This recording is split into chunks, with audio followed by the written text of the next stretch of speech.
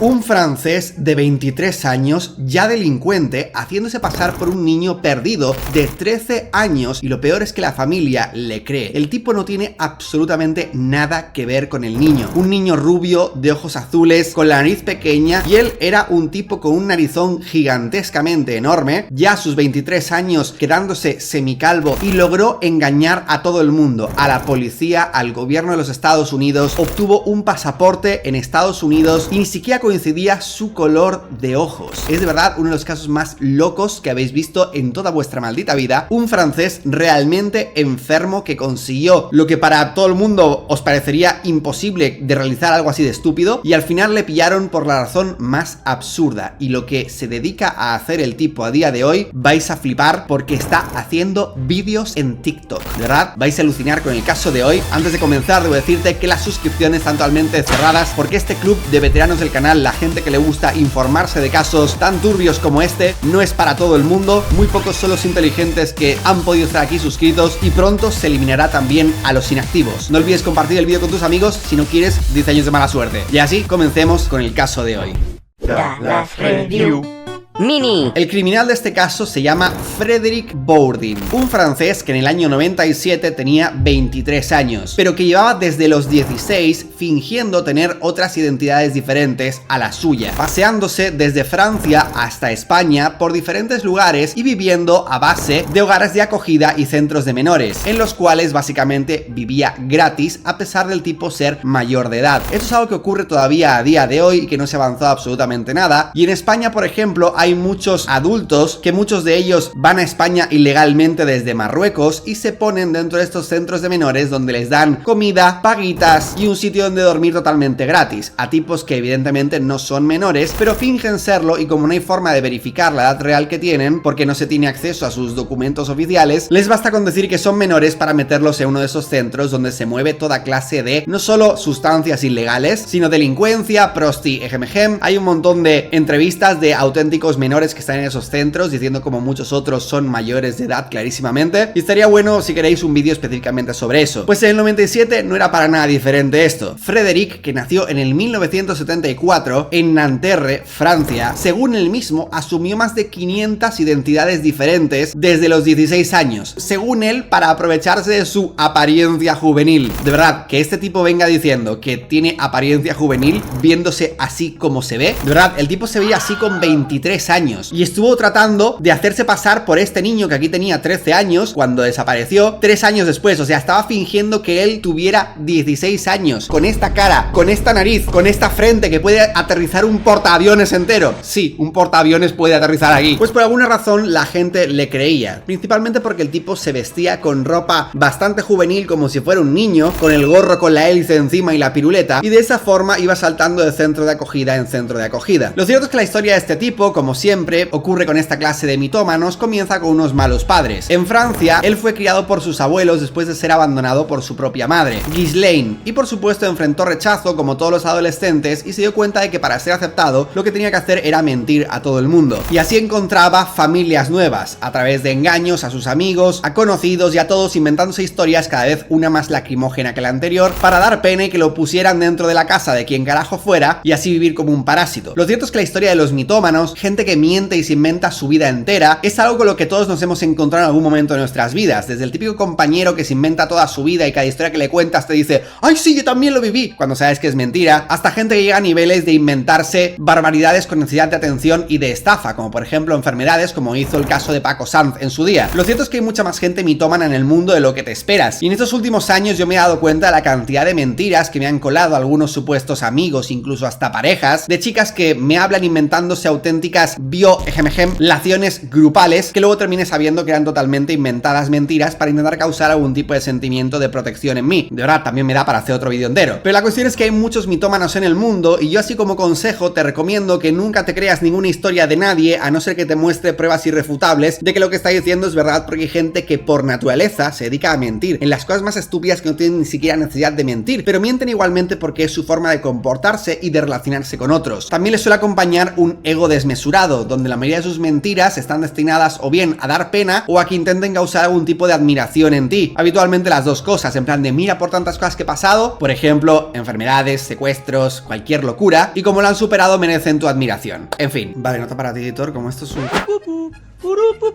Troleo, hermano. Resulta que Frederick en el 1997 se encontraba viviendo, de forma ilegal por supuesto, en un albergue juvenil en Linares, Jaén, fingiendo ser un menor español, que no sé cómo nadie se dio cuenta del acentazo francés, pero bueno. ¡Profesora! ¡Esto es un juego! ¡Esto es un juego, profesora! Y se sabe que en España tuvo por lo menos dos identidades diferentes en las que se hacía llamar a sí mismo Francisco o Rubén. ¡Me llamo Francisco! ¡Soy Rubén! ¡Qué arme, por favor! ¡El efecto mariposa! Por supuesto, el tipo no se limitaba simplemente a vivir ahí, sino que estaba metido en sustancias, en borracheras, en fiestas y en lo que le daba la gana, vivía la vida padre. Y la policía le pilla en octubre de 1997 deambulando por la ciudad, sospechando a la policía que es un menor en riesgo porque se vestía como si fuera un niño. Y Frederick, vestido con ropa de niño, caminaba por fuera de las calles de un centro comercial y llamó la atención de un agente de policía que le vio, en horario donde se supone que tendría que estar en el colegio. Cuando la policía le interroga, él empieza a mentir y comienza a decir: ¡Estoy asustado, agente! ¡Me escapé de casa! ¡No tengo a dónde ir! El tío se puso a llorar y a fingir de verdad ser un menor en estado vulnerable. De hecho, el tipo se puso a fingir un acento español, pero el acento español no es que lo puedas fingir, es que tienes que ser muy bueno imitando un acento español para que realmente pasar por español. Hasta ahora he visto muy poca gente, de hecho, que pueda imitar un acento español de forma creíble. Vamos, tienes que ser extremadamente bueno haciéndolo, y el tipo evidentemente no lo era. Aparte de que debes tener un manejo absoluto y perfecto del idioma, también tienes que haber escuchado un montón de veces a la gente hablar con el acento español para darte cuenta dónde está el punto de modulación, ya que si no lo haces bien puedes quedar como hacen por ejemplo alguna gente latina intentando imitar el acento español, que no saben dónde ponen la Z, dónde ponen la C, y muchas veces usan demasiado el sonido de shh cuando no suena así, a menos que sea Rajoy, por supuesto. La cuestión es que los agentes, sea como sea, al menos creen que puede ser efectivamente un adolescente perdido o en un estado vulnerable, con lo cual lo llevan a comisaría para protegerlo y determinar exactamente quién es. Pero por supuesto el tipo, fingiendo ataques de ansiedad y un montón de payasadas, consigue que la policía crea que es una víctima y no que es un tipo haciéndose pasar por un menor. Se cree que es posible que el tipo trató de hacer toda esta basura intentando que la policía no le fichara y que a lo mejor no descubriera su verdadera identidad, porque probablemente habría cometido algún otro tipo de crímenes como robo o vete tú a saber dentro del país, cosas que nunca se saben, pero el tipo realmente quería evitar que supieran su identidad real. Por supuesto estamos hablando del año 97, ni siquiera existía Google, entonces la tecnología informática era nula. A día de hoy solo con tu cara te pueden detectar si has pasado en alguna cámara de seguridad en cualquier sitio, pero en el 97 ya os aseguro yo que no. Una vez en comisaría, Frederick convence a los agentes de que le dejen pasar una noche en un albergue, en un centro de menores, diciendo que no puede volver a su casa. Y le dijo a los agentes: ¡No tengo documentos! ¡Mi padre me pegaba! ¡No puedo volver a casa! Y por supuesto hacía lo que hacen todos los mitómanos, evitar las preguntas que sean específicas, dando detalles muy vagos y emociones muy fuertes acompañadas de lloros y de tonterías y de desviaciones para evitar un interrogatorio más profundo. Los agentes, por supuesto, movidos por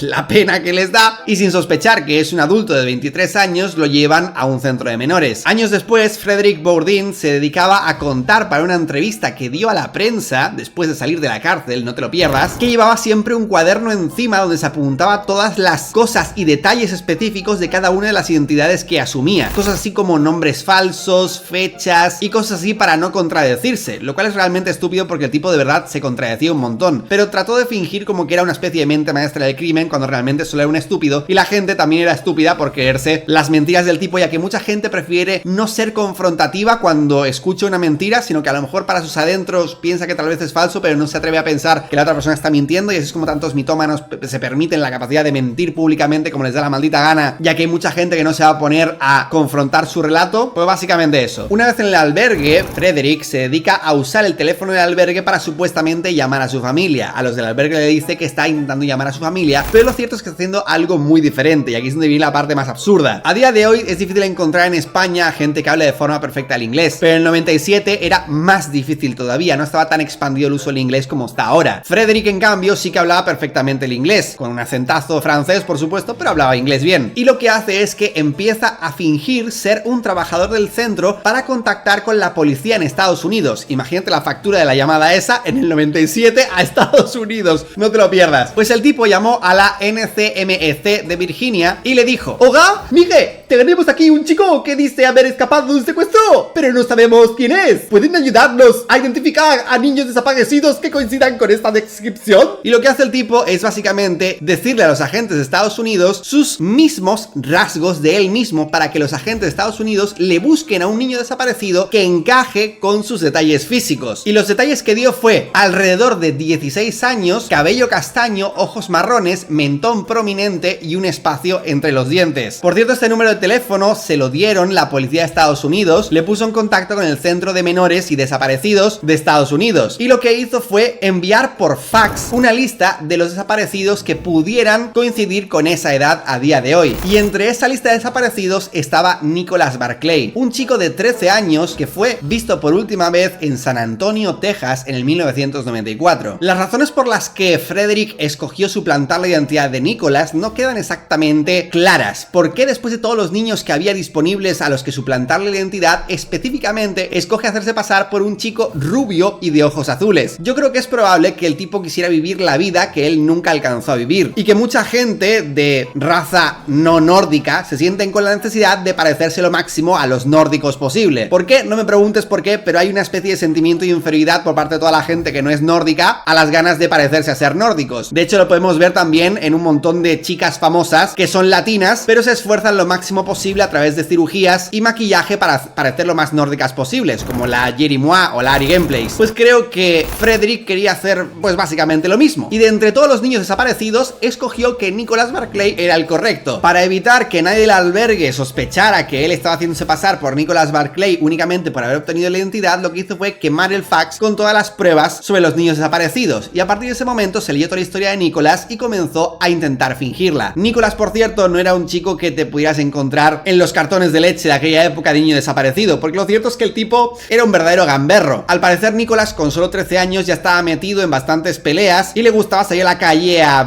fumar porracos y hacer cosas con 13 años. Muy loco, la verdad. Entonces su desaparición tampoco fue una sorpresa para el resto de personas que le conocían, porque era probable que se metiera dentro de algunos entornos turbios. Por cierto, nunca, ni siquiera a día de hoy, se sabe qué fue lo que pasó con Nicholas Barclay. Nicholas Patrick Barclay desapareció en el 13 de junio de 1994 con 13 años y, como os dije, tenía el pelo rubio, los ojos azules y medía 1,45. Y la última vez que le vieron fue jugando al baloncesto con amigos en San Antonio. Por supuesto, había discrepancias obvias, y es que Nicholas tenía el pelo rubio y Frederick tenía el pelo marrón tirando a negro, además de que tenía los ojos marrones y Nicholas los tenía azules. Pero Frederick dijo que, ¿sabes qué? Voy a inventarme todo una historia traumática acerca de cómo me cambió el color de pelo y el de ojos también. Y esto es algo muy habitual dentro de los mitómanos. Llegan un momento que han mentido tanto y que mienten y que se salen con la suya tantas veces mintiendo, que ni siquiera ya se molestan en hacer historias que sean mínimamente creíbles. Cada vez mienten de forma más exagerada y les da igual si les pillan, porque al final seguirán mintiendo de todas maneras. Después de quemar el fax, se puso a practicar para intentar fingir un acento inglés lo más parecido posible, pero por supuesto nunca lo consiguió. Al tipo la prensa le pintó como si fuera un genio recordando los detalles de sus víctimas, pero lo cierto es que a más me investigué sobre este payaso, era un auténtico payaso, no tenía ningún tipo de memoria especial para absolutamente nada, simplemente iba manipulando y mintiendo sobre la marcha, improvisando como hacen todos los malditos mitómanos. Por eso siempre se les encuentra un montón de incoherencias y contradicciones en sus historias, pero bueno, a la prensa le encanta glorificar a este tipo como si fuera,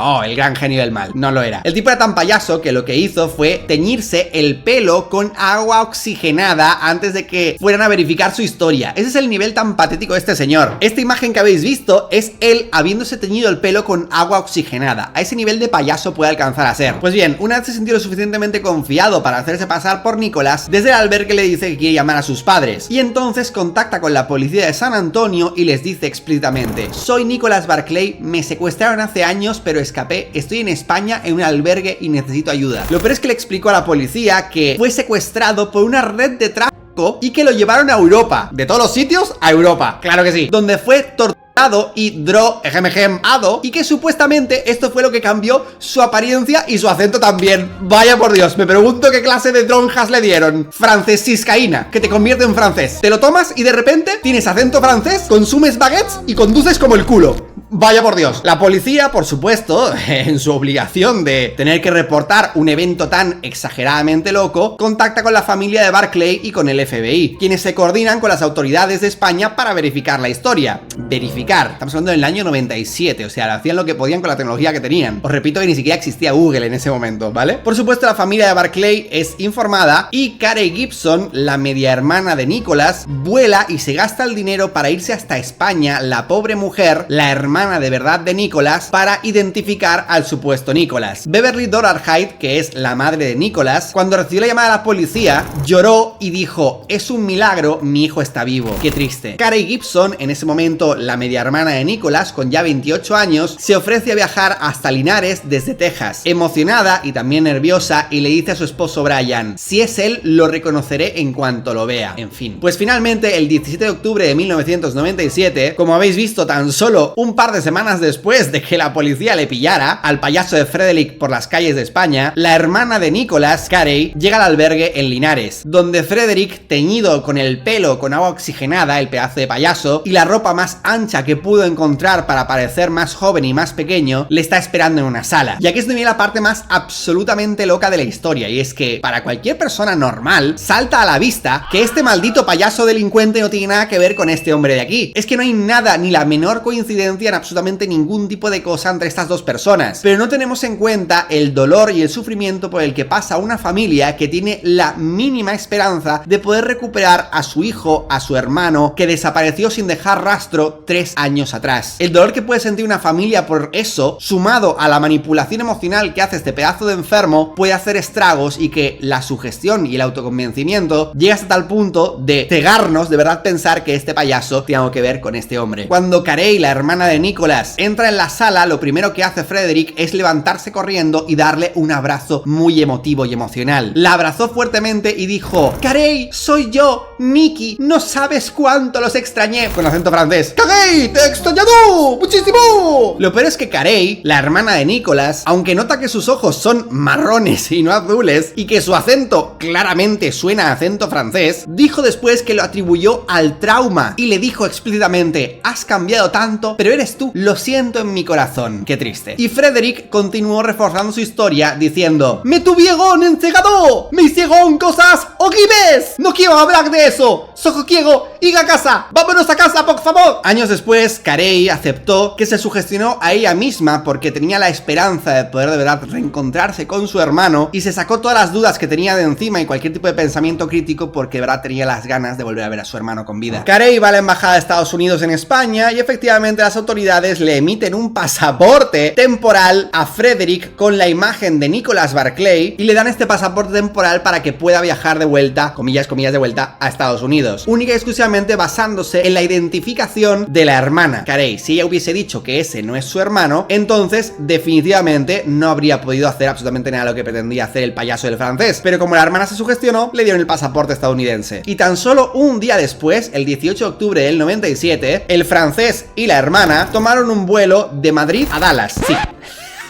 y luego un vuelo corto hasta San Antonio. Durante el vuelo, el francesito payaso se pone a decirle a Carey: no sé si mamá me va a reconocer, todo esto es tan gago. Y Carey le abrazó y le tranquilizó y le dijo: ella te ama, Nicky, todos te amamos. De verdad, qué payaso que es el tío. Cuando llega al aeropuerto, toda la familia le recibe con una bienvenida súper emocional y todos llorando. La madre de Nicholas, Beverly, junto con Cody, el hijo de Carey, la hermana, o sea, su sobrino de 7 años, y otros familiares esperan con un cartel que dice: bienvenido a casa, Nicky. Cuando llega Frederick, el payaso del francés, abraza a la madre del niño que está suplantando la identidad y le dice: mamá, lo siento por todo, estoy aquí ahora. Y Beverly, la madre, con lágrimas le dice: mi pequeño, gracias a Dios que estás vivo. En fin, nada más llegar, la familia decide parar por el McDonald's de camino a casa, y el payaso del francés le suelta un comentario cuando paran en el McDonald's y les dice: esto es lo que más extrañé, para intentar de alguna forma encajar dentro del asunto, obviamente inventando preguntándoselo, porque ya miras tú, como si no hubiese McDonald's en el 97 en España también. Que sí, existían los McDonald's en el 97 en España. El francés payaso se instala en la casa de la hermana Carey y de su esposo Brian, en Spring Branch, Texas, compartiendo habitación con su hijo Cody. O sea, imagínate la maldita locura. Poner a un desconocido en la misma habitación que tu hijo. O sea, ahí podría haber pasado de todo. Ya no solo al hijo, es que podría haber abusado también de su hermana. Es que podría haber abusado de todo el mundo. Podría ser un psicópata haciendo lo que le diera maldita gana y, en fin. Bueno, que un psicópata era, la verdad, pero por lo menos no era un violín.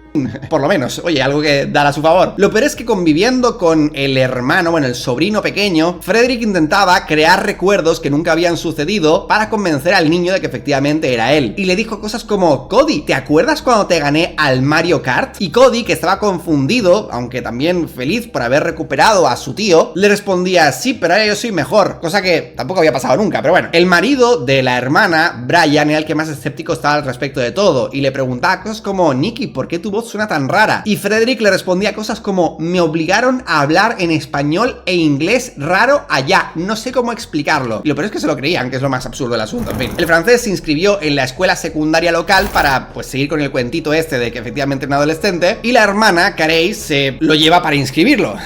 En la escuela, Frederick asistía a las clases normales de matemática, literatura, y se hacía amigos de los compañeros diciendo cosas como que le costaba un poco porque olvidó muchas cosas. Los profesores, por supuesto, notaban su acento extraño sin ningún tipo de sentido, pero pues todos lo atribuían a su supuesto trauma por haber sido traficado. Y una profesora le dijo una vez: tómate tu tiempo, Nicholas, has pasado por mucho. En fin, pero tan solo tuvieron que pasar 2 meses para que Carey empezara a sospechar, o por lo menos darse cuenta de que el comportamiento de Frederick no era muy normal. Pasó de ser bueno y cariñoso a convertirse en algo como agresivo y todo el rato de mal humor. Así que se mudó al apartamento mucho más pequeño de la madre de Nicholas, Beverly. Carey comenzó a notar que Frederick se empezó a volver muy distante. Evitaba hablar del secuestro y a veces se enfadaba sin ningún tipo de razón. Y empezó a sospechar con su marido y le empezó a decir: algo no está bien, no sé si realmente es Nicky. Pero claro, el error ya estaba hecho.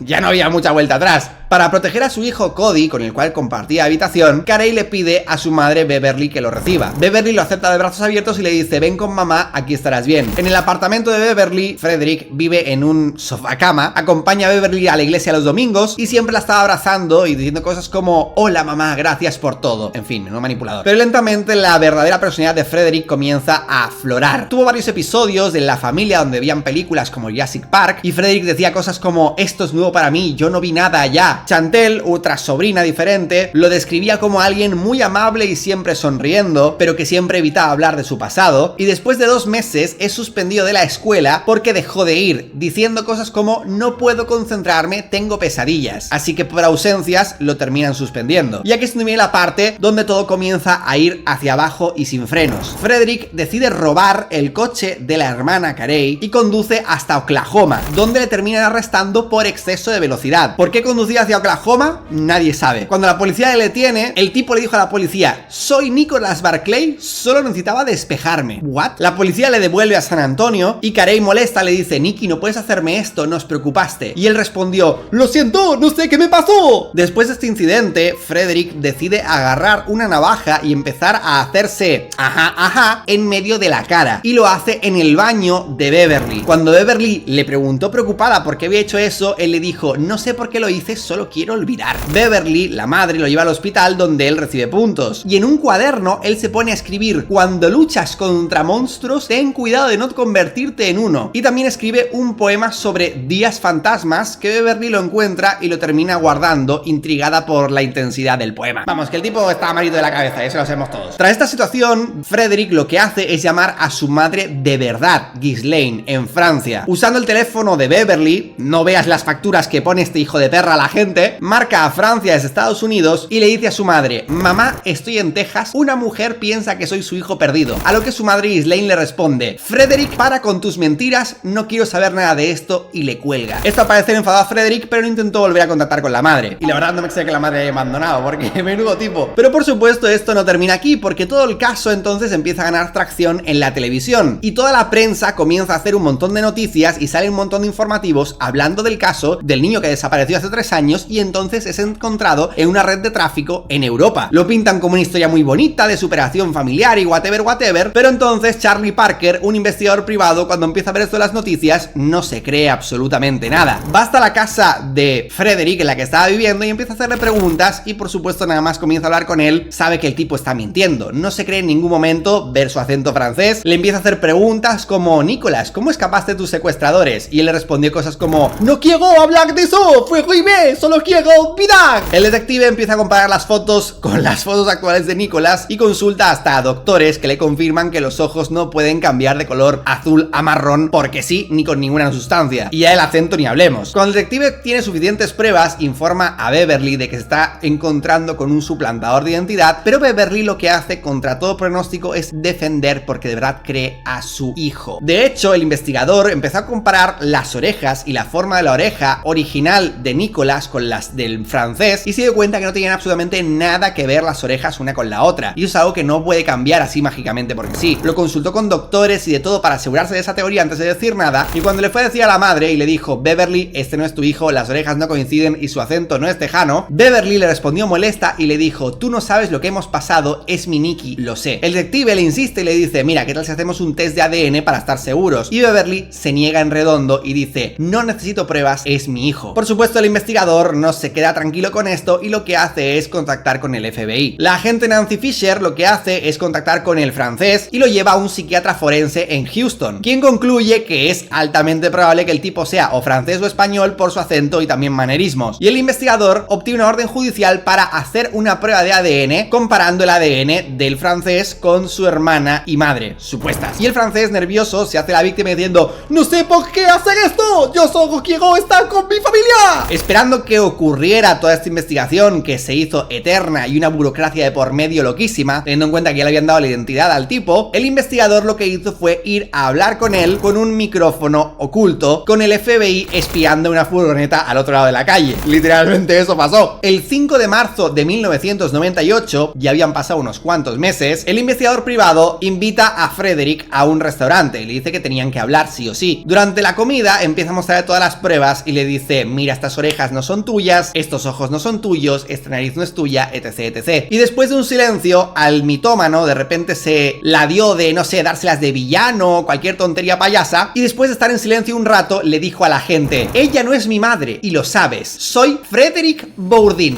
y estoy buscado por la Interpol, cosa que también era mentira, la Interpol no lo estaba buscando. O sea, es que el tipo se las quiso dar de villano, que es lo más gracioso del asunto, se las quiso dar de: ay, mira, soy un líder del crimen, qué sé yo, y también era mentira, no estaba siendo buscado por la Interpol, había hecho algún que otro robillo, qué sé yo, aquí y allá, pero nada especialmente para que la Interpol estuviese buscando. Pero bueno, esto bastó evidentemente para detenerle, ya que el payaso se las quiso dar de cancherito. Pues ese mismo día la policía, en cuanto dejó el restaurante, fue a la casa de Beverly, donde le arrestó. Cuando la policía llegó al apartamento, Beverly empezó a gritar diciendo cosas como: déjenlo en paz, es mi hijo. Qué triste. Cuando la policía le esposa, Frederick le dice a Beverly: lo siento, no quería hacerte daño, lo cual hizo a Beverly llorar, pero no intentó detener a los agentes. Entonces fue llevado a comisaría, donde confirmó su identidad real, que era Frederick Pierre Bourdin, ciudadano francés. En ese momento la hermana, Carey, pues tuvo un colapso emocional y testificó en contra del francés y dijo cosas en el juicio como: creí que era Nicky, realmente quería que fuera él, nos engañó a todos, no tiene corazón. Y más tarde tuvo que buscar terapia para lidiar con la culpa de haberlo llevado a su casa y tenerlo conviviendo con su propio hijo durante 2 meses. Beverly, en cambio, mostró bastante compasión por el francés, diciendo cosas como: hizo cosas malas, pero también tuvo valor para vivir con nosotros sabiendo que podían descubrirlo. Y es como: ¿qué? Pero sí, Beverly estaba muy desesperada por tener a su hijo de vuelta. Le sentenciaron a 6 años de prisión por los delitos de fraude de pasaporte, perjurio y hacerse pasar por un menor. En el juicio dijo cosas como: solo quería una familia, no quería hacer daño. Y fue enviado a una prisión federal de Texas, donde pasó la mayor parte de su condena en aislamiento porque tuvo peleas con otros reclusos. Me pregunto por qué. En la cárcel, Beverly le escribió una carta diciendo cosas como: espero que encuentres la paz, Frederick. Él nunca respondió. Fue liberado en 2005 de la cárcel y cuando regresó a Francia, continuó haciéndose pasar por otras personas. A los 31 años fingió ser Francisco, de 15 años, y estuvo en también un centro de menores en Francia. ¡Qué loco! De nuevo lo vuelven a atrapar, porque en este caso ya el tipo era más conocido, pero no pisó la prisión, porque en Europa pisar la prisión es, vamos, dificilísimo. Lo peor es que en 2007 este pedazo de enfermo conoció a una mujer que se llamaba Isabel, se casó con ella y tuvieron 5 hijos, y luego se divorciaron. En una entrevista posterior dijo: luego, lamento el dolor que causaron los Barclay, pero no cambiaría mi vida. Encontré el amor. ¿Qué? Y probablemente os estaréis preguntando ¿a qué carajo se dedica este pedazo de enfermo a día de hoy? Bueno, pues hace vídeos en TikTok siendo un tipo enfermo y muy payaso. Así es como se ve este pedazo de enfermo a día de hoy. Y literalmente es un cromañón con unicejo que además, no te lo pierdas, apoya a Palestina. ¡Es que es increíble! Tengo, por cierto, un vídeo acerca de todo el tema de Palestina e Israel. Por si te quieres informar al respecto de esto, te recomiendo muchísimo vértelo. Y si quieres informar también sobre otra tipa enferma que se dedica a fingir que ella es Madeleine, una niña que desapareció cuando era bebé en España, un caso que se hizo internacionalmente conocido, te recomiendo muchísimo ver el vídeo que hice sobre esta otra mitómana también, de esta chica de Europa del Este que se dedica a fingir que era Madeleine. La clase de contenido de mierda que hace este pedazo de payaso es un montón de basura de contenido en francés que no tiene ni pies ni cabeza. Y si queréis un vídeo analizando más en profundidad el contenido que se dedica a subir este pedazo de payaso, pues dejadme en los comentarios y hago una segunda parte si queréis. Pero el ridículo se dedica ahora mismo a básicamente intentar dar pena diciendo para los haters. And just the last thing, and I will be done with it. If you come with comments insulting me, saying things that have no sense, then I will just remove you and block you. Just as simple as that. So if you have nothing else to do with your time, just I'm sorry, I won't be able to. Dios, que ni siquiera sabe guiñar el ojo. Qué asco de tío, te lo juro. No olvides compartir el vídeo con tus amigos. Recuerda que solo los más inteligentes pueden seguir suscritos. No olvides ver los vídeos que te he recomendado. Y así como siempre, hasta mañana, amiguitos míos.